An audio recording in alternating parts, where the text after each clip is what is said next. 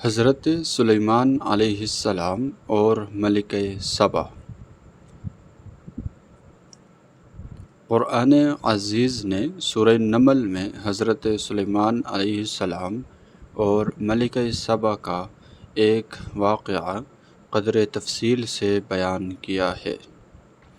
اس واقعے کی تفصیل یہ ہے کہ حضرت سلیمان علیہ السلام کے عظیم الشان اور بے مثال دربار میں انسانوں کے علاوہ جن اور حیوانات بھی درباری خدمات کے لیے فوج در فوج حاضر رہتے تھے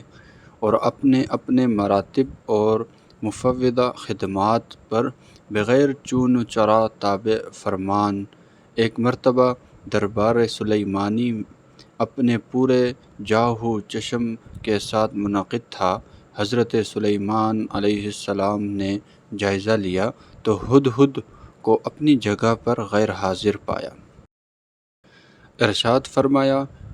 میں ہدہد کو موجود نہیں پاتا، اگر وہ واقعی غیر حاضر ہے تو اس کی بے وجہ غیر حاضری سخت قابل سزا ہے، اس لیے میں اس کو یا تو سخت عذاب دوں گا یا ذبح کر ڈالوں گا، ورنہ یا پھر وہ اپنی غیر حاضری کی معقول وجہ بتائے۔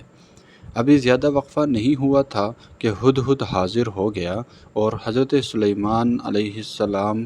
کی باز پرس پر کہنے لگا کہ میں ایک ایسی یقینی اطلاع لایا ہوں جس کی خبر آپ کو پہلے سے نہیں ہے۔ وہ یہ کہ یمن کے علاقے میں سبا کی ایک ملکہ رہتی ہے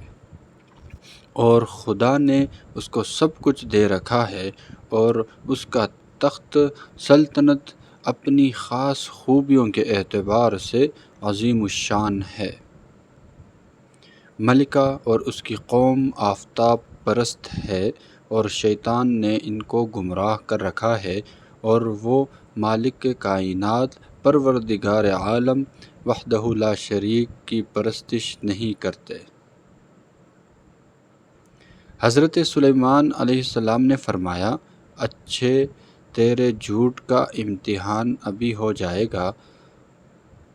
تو اگر سچا ہے تو میرا یہ خط لے جاؤ،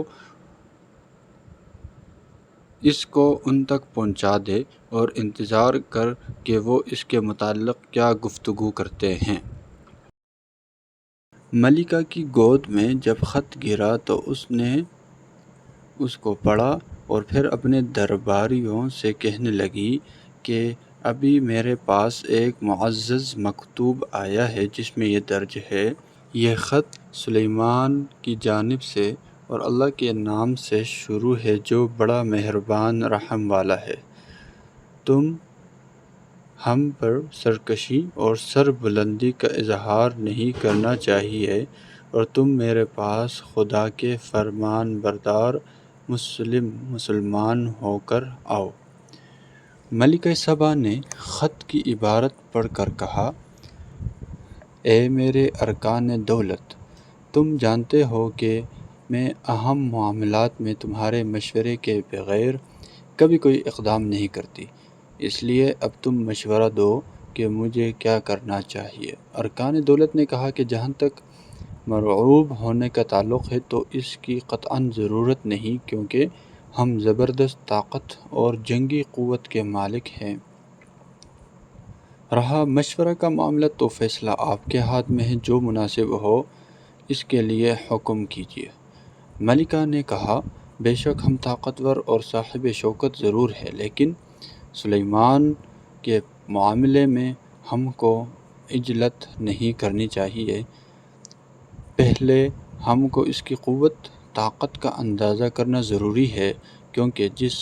عجیب طریقے سے ہم تک یہ پیغام پہنچا ہے وہ اس کا سبق دینا ہے کہ سلیمان کے معاملے میں سوچ سمجھ کر قدم اٹھانا مناسب ہے۔ میرا ارادہ یہ ہے کہ چند قاصد روانہ کروں اور وہ سلیمان کے لیے عمدہ اور بیش بہا تحائف لے جائیں۔ اس بہانے سے وہ اس کی شوکت و عظمت کا اندازہ لگا سکیں گے اور یہ بھی معلوم ہو جائے گا کہ وہ ہم سے کیا چاہتا ہے۔ اگر واقعی وہ زبردست قوت و شوکت کا مالک اور شہنشاہ ہے تو پھر اس سے ہمارا لڑنا فضول ہے، اس لیے کہ صاحب طاقت و شوکت بادشاہوں کا یہ دستور ہے کہ جب وہ کسی بستی میں فاتحانہ غلبہ کے ساتھ داخل ہوتے ہیں تو اس شہر کو برباد اور باعزت شہریوں کو ذلیل و خوار کر دیتے ہیں۔ اس لیے اب بے وجہ بربادی مول لینے کی کیا ضرورت؟ جب ملکہ سبا کے قاصد تحائف لے کر حضرت سلیمان علیہ السلام کی خدمت میں حاضر ہوئے تو انہوں نے فرمایا، تم نے اور تمہاری ملکہ نے میرے پیغام کا مقصد غلط سمجھا۔ کیا تم یہ چاہتے ہو کہ اب ان ہدایہ کے ذریعے جن کو تم بیش بہا سمجھ کر بہت مسرور ہو مجھ کو پھسلاؤ، حالانکہ تم دیکھ رہے ہو کہ خدائے تعالیٰ نے مجھ کو جو کچھ مرحمت فرمایا ہے اس کے مقابلے میں تمہاری یہ بیش بہا دولت قطعاً ہیچ ہے، لہٰذا تم اپنی ہدایہ واپس لے جاؤ اور اپنی ملکہ سے کہو کہ اگر اس نے میرے پیغام کی تعمیل نہیں کی تو میں ایسے عظیم الشان لشکر کے ساتھ سبا والوں کو پہنچوں گا کہ تم اس کی مدافعت اور مقابلہ سے عاجز رہو گے، اور پھر میں تم کو ذلیل و رسوا کر کے شہر بدر کر دوں گا۔ قاصدوں نے واپس جا کر ملکہ سبا کے سامنے تمام روایات سنائی اور حضرت سلیمان علیہ السلام کی شوکت و عظمت کا جو کچھ مشاہدہ کیا تھا حرف بحرف کہہ سنایا، اور بتایا کہ اس کی حکومت صرف انسانوں پر ہی نہیں بلکہ جن و حیوانات پر بھی اس کی حکمرانی ہے اور وہ اس کے تابع فرمان اور مسخر ہے۔ ملکہ سبا نے جب یہ سنا تو طے کر لیا کہ حضرت سلیمان علیہ السلام سے لڑنا اپنی ہلاکت کو دعوت دینا ہے، بہتر یہی ہے کہ اس کی دعوت پر لبیک کہا جائے۔ حضرت سلیمان علیہ السلام کے مکتوب گرامی میں یہ جملہ بھی تھا کہ مسلم، چونکہ ملکہ سبا حضرت سلیمان علیہ السلام کے دین و مذہب سے ناواقف تھی، اس لیے اس نے لفظ مسلم کو لغوی معنی میں محمول کرتے ہوئے یہ سمجھا کہ قاہر بادشاہوں کی طرح سلیمان کا مقصد بھی یہ ہے کہ میں اس کی فرمان برداری اور شان و حکومت کا اعتراف کرتے ہوئے اس کے ماتحت ہو جانا قبول کر لوں۔ لہٰذا اس نے یہ طے کر کے سفر شروع کر دیا اور حضرت سلیمان علیہ السلام کی خدمت میں روانہ ہو گئی۔ حضرت سلیمان علیہ السلام کو وحی کے ذریعے معلوم ہو گیا کہ ملکہ سبا حاضر خدمت ہو رہی ہے، تب آپ نے اپنے درباریوں کو مخاطب کر کے فرمایا، میں چاہتا ہوں کہ ملکہ سبا کے یہاں پہنچنے سے پہلے اس کا تخت شاہی اٹھا کر یہاں لے آیا جائے۔ تم میں سے کون اس خدمت کو انجام دے سکتا ہے؟ یہ سن کر ایک دیو پیکر جن نے کہا کہ آپ کے دربار برخاست کرنے سے پہلے میں تخت کو لا سکتا ہوں، مجھ کو یہ طاقت حاصل ہے اور یہ کہ میں اس کے بیش بہا سامان کے لیے امین ہوں، ہرگز خیانت نہیں کروں گا۔ دیو ہیکر جن کا یہ دعویٰ سن کر حضرت سلیمان علیہ السلام کے وزیر نے کہا کہ میں آنکھ جھپکتے اس کو آپ کی خدمت میں پیش کر سکتا ہوں۔ حضرت سلیمان علیہ السلام نے رخ پھیر کر دیکھا تو ملکہ سبا کا تخت موجود پایا۔ فرمانے لگے، یہ میرے پروردگار کا فضل و کرم ہے، وہ مجھ کو آزماتا ہے کہ میں اس کا شکر گزار بنتا ہوں یا نافرمان، اور حقیقت تو یہ ہے کہ جو شخص اس کا شکر گزار ہوتا ہے وہ دراصل اپنی ذات ہی کو نفع پہنچاتا ہے، اور جو نافرمانی کرتا ہے تو خدا اس کی نافرمانی سے بے پرواہ اور بزرگ تر ہے، اور اس کا وبال خود نافرمانی کرنے والے ہی پر پڑتا ہے۔ خدا تعالیٰ کے ادائے شکر کے بعد حضرت سلیمان علیہ السلام نے حکم دیا کہ اس تخت کی ہیئت میں کچھ تبدیلی کر دی جائے۔ میں دیکھنا چاہتا ہوں کہ ملکہ سبا دیکھ کر حقیقت کی طرف راہ یاب ہوتی ہے یا نہیں۔ کچھ عرصے کے بعد ملکہ سبا حضرت سلیمان علیہ السلام کی خدمت میں پہنچ گئی اور جب دربار میں حاضر ہوئی تو اس سے دریافت کیا گیا، کیا تیرا تخت ایسا ہی ہے؟ عقل مند ملکہ نے جواب دیا، ایسا معلوم ہوتا ہے، گویا وہی ہے، یعنی تخت کی ساخت اور مجموعی حیثیت تو بتا رہی ہے کہ یہ میرا ہی تخت ہے، اور قدر ہیئت کی تبدیلی اس یقین میں تردد پیدا کر رہی ہے، اس لیے میں بھی نہیں کہہ سکتی کہ یقیناً میرا تخت یہی ہے۔ ملکہ سبا نے ساتھ ہی یہ بھی کہا، مجھ کو آپ کی بے نظیر اور عدیم المثال قوت و طاقت کا پہلے سے علم ہو چکا ہے، اس لیے میں مطیع اور فرمان بردار بن کر حاضر خدمت ہوئی ہوں، اور اب تخت کا یہ محیر العقول معاملہ تو آپ کی لاسانی طاقت کا تازہ مظاہرہ ہے، اور ہماری اطاعت و انقیاد کے لیے مزید تازیانہ، اس لیے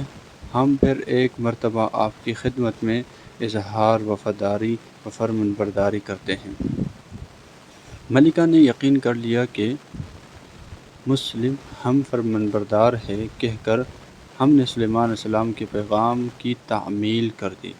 اور اس کے مقصد کو پورا کر دیا، اور ملکہ کی مشرکانہ زندگی اور آفتاب پرستی مانے آئی کہ وہ حضرت سلیمان علیہ السلام کے پیغام کی حقیقت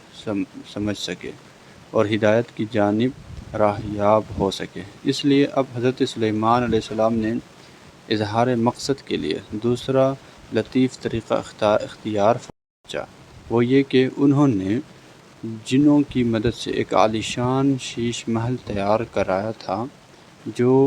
آبگینہ کی چمک، قصر کی رفعت و عجیب و غریب صنعت کاری کے لحاظ سے بے نظیر تھا، اور اس میں داخل ہونے کے لیے سامنے جو صحن پڑتا تھا اس میں بہت بڑا حوض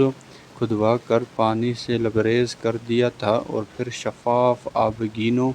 اور بلور کے ٹکڑوں سے ایسا نفیس فرش بنایا گیا تھا کہ دیکھنے والے کی نگاہ دھوکہ کھا کر یہ یقین کر لیتی تھی کہ صحن میں صاف شفاف پانی بہہ رہا ہے۔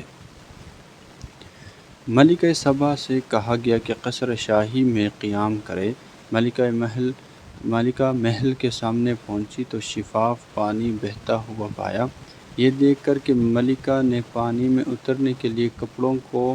ساق سے اوپر چڑھایا تو حضرت سلیمان علیہ السلام نے فرمایا، اس کی ضرورت نہیں، یہ پانی نہیں ہے، سارا محل اور اس کا خوبصورت صحن چمکتے ہوئے آبگینہ کا ہے۔ ملکہ کی ذکاوت و فطنت پر یہ سخت چوٹ تھی، جس نے حقیقت حال سمجھنے کے لیے اس کے قوائے عقلی کو بیدار کر دیا، اور اس نے اب سمجھا کہ اس وقت تک یہ جو کچھ ہو رہا تھا ایک زبردست بادشاہ کی قاہرانہ طاقتوں کا مظاہرہ نہیں ہے، بلکہ مجھ پر یہ واضح کرنا مقصود ہے کہ سلیمان علیہ السلام کو یہ بے نظیر طاقت اور یہ معجزانہ قدرت کسی ایسی ہستی کی عطا کردہ ہے جو شمس و قمر بلکہ کل کائنات کا تنہا مالک ہے، اور اس لیے حضرت سلیمان علیہ السلام مجھ سے اپنی تابعداری اور فرمان برداری کا طالب نہیں بلکہ اسی یکتا ذات کی طاعت و انقیاد کی دعوت دینا اس کا مقصد ہے۔ ملکہ کے دماغ میں یہ خیال آنا تھا کہ اس نے فوراً حضرت سلیمان علیہ السلام کے سامنے ایک شرمسار اور نادم انسان کی طرح درگاہ الہی میں یہ اقرار کیا، پروردگار، آج تک ما سوی اللہ کی پرستش کر کے میں نے اپنے نفس پر بڑا ظلم کیا، مگر اب میں سلیمان علیہ السلام کے ساتھ ہو کر صرف ایک خدا ہی پر ایمان لاتی ہوں جو تمام کائنات کا پروردگار ہے، اور اس طرح حضرت سلیمان علیہ السلام کے پیغام مسلم کی حقیقت مراد تک پہنچ کر اس نے دین اسلام اختیار کر لیا۔